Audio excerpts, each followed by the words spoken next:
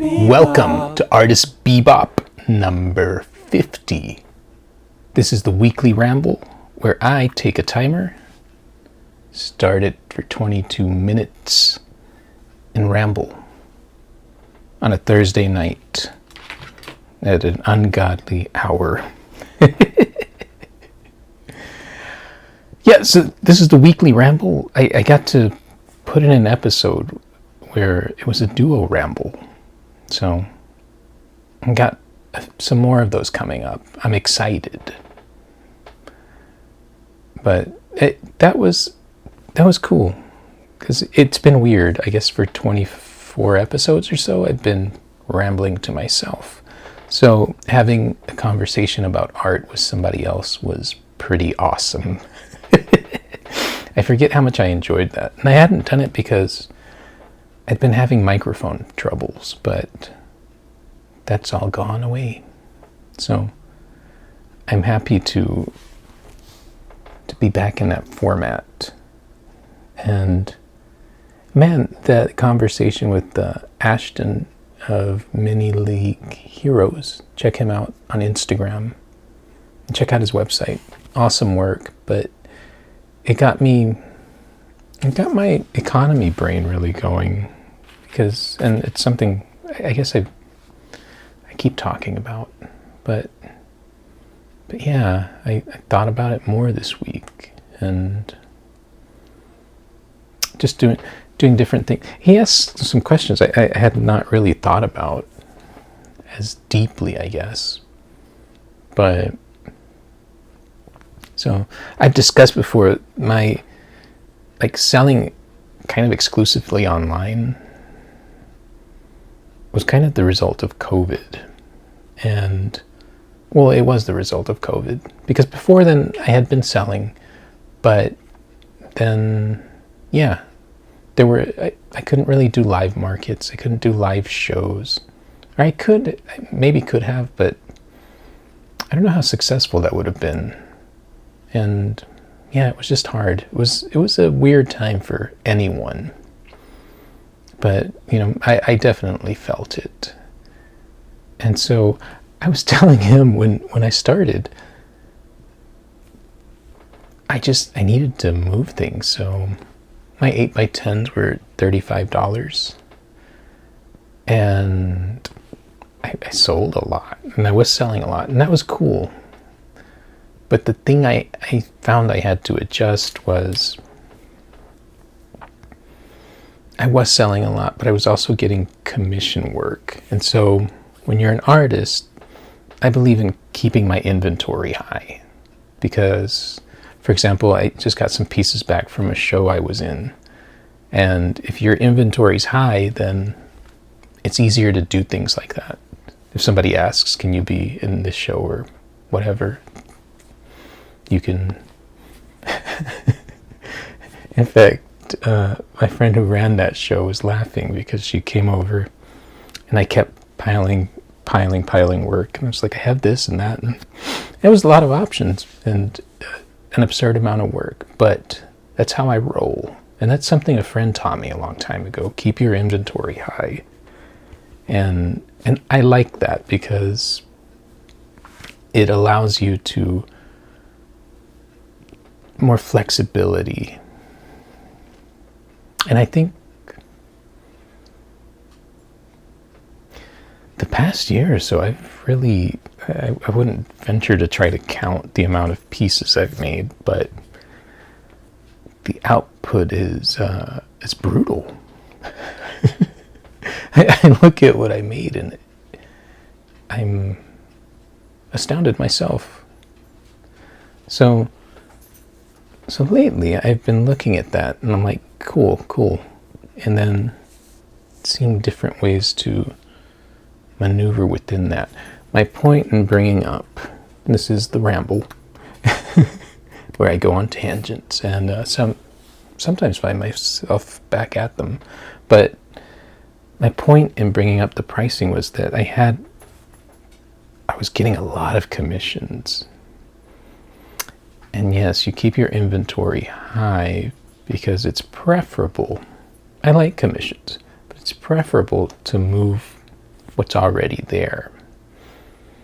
And a commission to break down for, I guess, maybe people that don't create. In essence, an artist is being asked to stop the flow of what they would normally do to work on this one thing. So, in my case, I was getting a lot of those, and I was feeling the stress of it. Whereas the studio time, it's just me goofing around. And so that's when I started to scale my prices in increments of $5 until I got to a place where I felt like some breathing room. I'm still getting commissions, and I'm able to work on more of what I want. So it's weird to think about all that, but it's important. And I think always in the energy of the never ending flow of the studio, I get lost in it a lot. But yeah, as a result of that though, like my 8x10s are now $100 each, which is still comfortable to me as far as commissions, because if I'm going to disrupt my flow, I feel like that's a fair number. But it also brings up the price of the work, which got me thinking, and I've been doing smaller watercolor pieces to get something on that lower end of the price range. But also, like this week, all of that talk, all of that rambling made me realize that, in the past 2 years, I've been selling bigger pieces, which is not something I'd even thought about. I know that I'd produced them, but when I looked at my numbers, it's cool. So I've been really thoughtful about that. And yeah, I'm doing the smaller pieces, trying to get that, I guess that bottom, because so I'm selling bigger pieces, but they move more slowly. And then it becomes about balancing the business. Now, I was not conscious of that, and that's my fault. And that's the weird thing about being a one-man show. I have support from my family, but the business end of it's me, until I change that, maybe. And I don't know. I mean, I would like to, I think, but I don't know. I have to see. So, yeah, that was a lot. I feel out of breath now. But that's where my head's been, and that's what I was gonna say. So, yeah, because I didn't foresee all that, I started a side hustle, and I started doing eBay.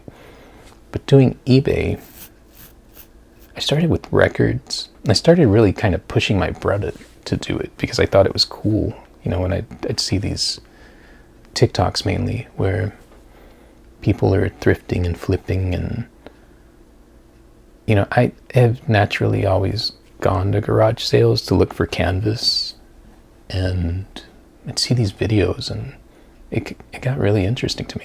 So I got really into it, and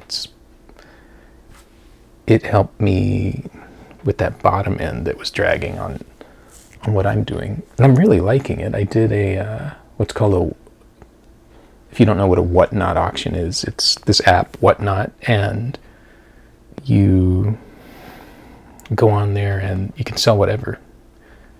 And so I signed up for an account, and you have to get approved and go through like a training. And so I got the approval. I watched all these videos, and they were clear as mud to me. So I sat there and I kept putting it off because of that, like doing something, because I wasn't sure. And then I was just staring at the app, and much like most of my life, I said, you know what? Let's just flip the on button on. I'll start talking. I'll be able to see all the controls. And I think that was the problem. Everybody was talking about how to set it up, how to act, I don't know. It was weird. And then even watching the auctions, I wasn't quite getting it. So I just went on there. And it was funny because I was on there like 2 hours explaining that I didn't know what I was doing. But I sold like $100 worth of records. And that was fun. Because pretty much I was just talking about, I pulled some from my stacks, which I have a bunch. It's a problem. It's a problem, but it's cool because I've justified it by making it a business. I've always been tricky that way. But it was cool, and it got me. I can foresee, because I was in this setting putting records forward, and people start to ask about my art. And that's the other thing. It's like I picked up this side hustle, but anytime I sell something on eBay, I send a thank you card with my art on it and website, and I've gotten sales that way. I've gotten new followers. And so thinking on that level, going to the Whatnot experience, I realized, it's a good opportunity, I think, because, I'm rambling like I am now, except, with more purpose. This is purposeful, I think. I could be wrong. There is no purpose. But in that instance, I guess a commercial purpose. I'm selling whatever, and I will sell whatever, because I think it's cool. And yeah. But I guess what I envision is, I'm thinking of floating something onto my email list where I'll invite people to the auction. Yeah, there's records, but I will have maybe some of my records that I paint to remake, like remixing the Nevermind cover with the baby on it, and floating that into the auction. And like, not too many of them, because I'm not expecting to get what I charge for them, but I think it would be fun. And I think maybe it would be another way of piquing interest, because that's the thing on something like that. Just on those 2 hours alone, which I think I had like 6 people like watching. If you're able to grow that, and that's, that whole thing of attention on you as a person. So yeah. All of that has been on my mind this week. Like heavily. And I'm enjoying it. I'm enjoying, like I talked about it in my conversation with Ashton, like when you start to see art and marketing as a business, it becomes way more interesting than I think, like myself as a creative person has envisioned it in the past. And that's something I credit the eBay side thing with, because it's also fun visually. Like I did a little video on some clothing I pulled, and I've been having fun with that, because I pick things that draw my eye and do my research and float it online, and then builds have become easier that way, and then I have more comfortable studio time. So, barring the weather, I'm hoping the cold goes away soon, because I can work in the unheated. I have a little heater in there, but it's just not comfortable, and I haven't been feeling it this season. Like working in the cold, and I try not to drag too much of the messy work in here, but I still have. I can't help it. So I've been,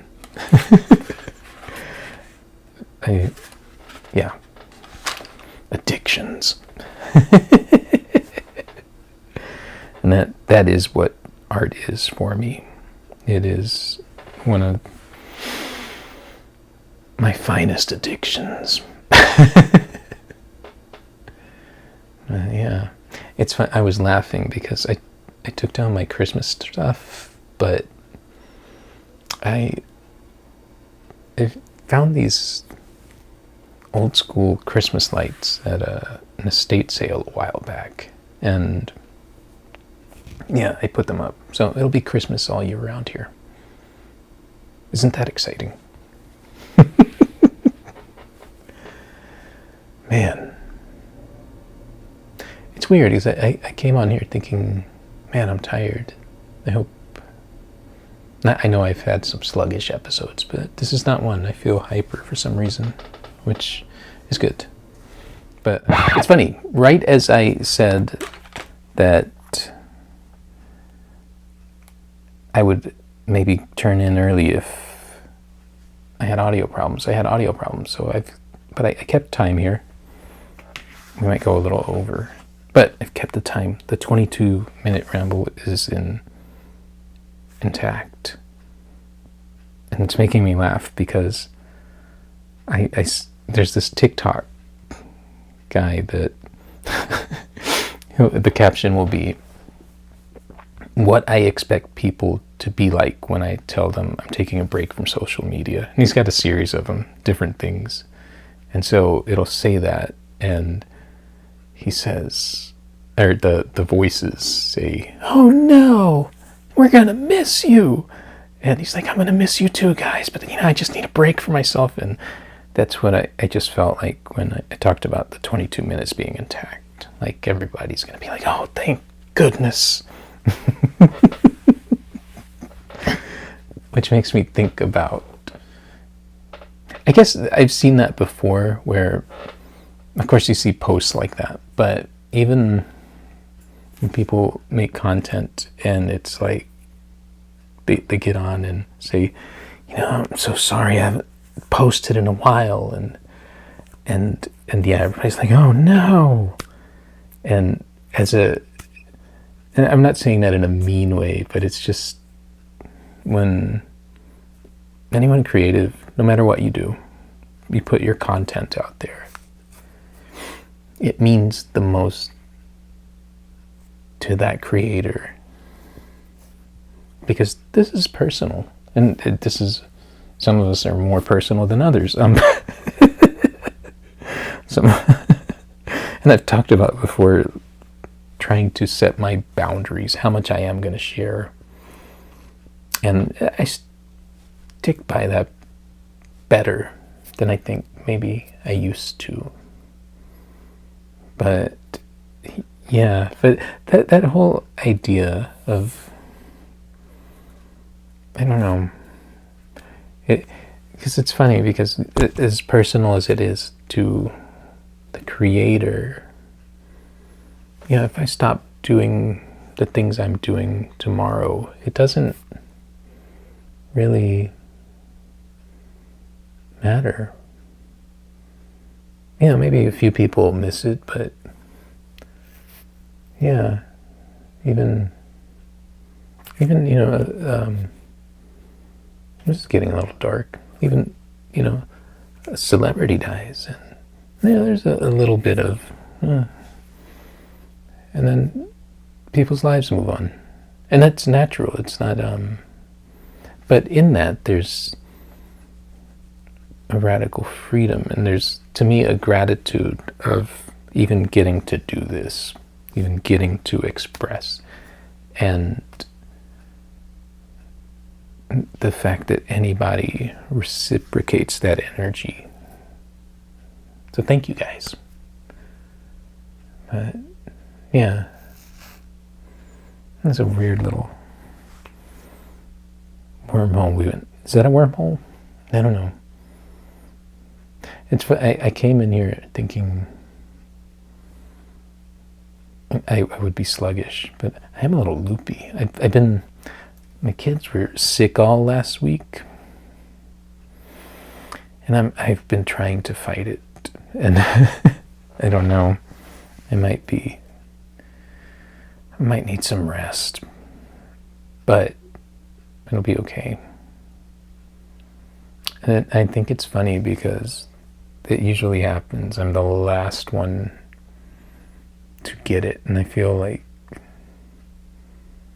I don't know, my core is just trying to get them through it before I can get it. And I don't think that it works that way, but it's what it feels like sometimes. It's weird having little cubs. Yeah. Man. Yeah, I see that when I have audio issues, it's scary. Because I don't know if I talked about taking down my Christmas tree, but I put up Christmas lights. They're making me happy. They're those old school ones, like with the big bulb. I always wanted them, but we never had them. My parents always got the little ones, the blinked. But that changed. Thank you, estate sales.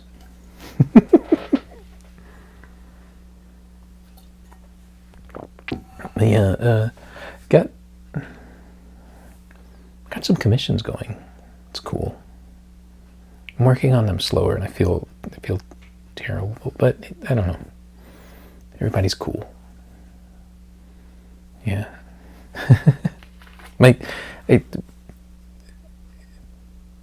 The commissions I get, people are always really cool, so that's nice. Yeah.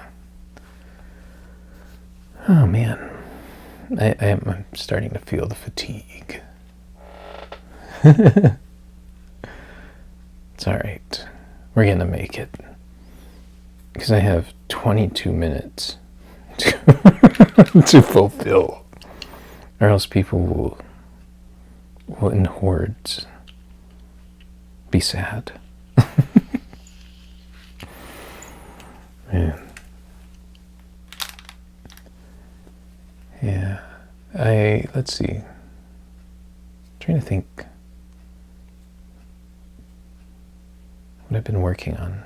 I forget what year it is, but 1987 Topps baseball had the kind of wood look, and then in the 60s there was another one, or another set like that, which is what that was a pastiche to. I love that word, pastiche. And it was in grad school. It was explained to us. So pastiche is like, there was Marilyn Monroe, then Madonna, and then Britney. So they're not the same, but the lineage is there, and it's a throwback. Post-Ramble is a throwback to that original thing, pastiche. I love that. I love words. That's why I do my best to destroy them visually in paintings. Not destroy, but play. Sometimes destroy. Though that seems like such a harsh word.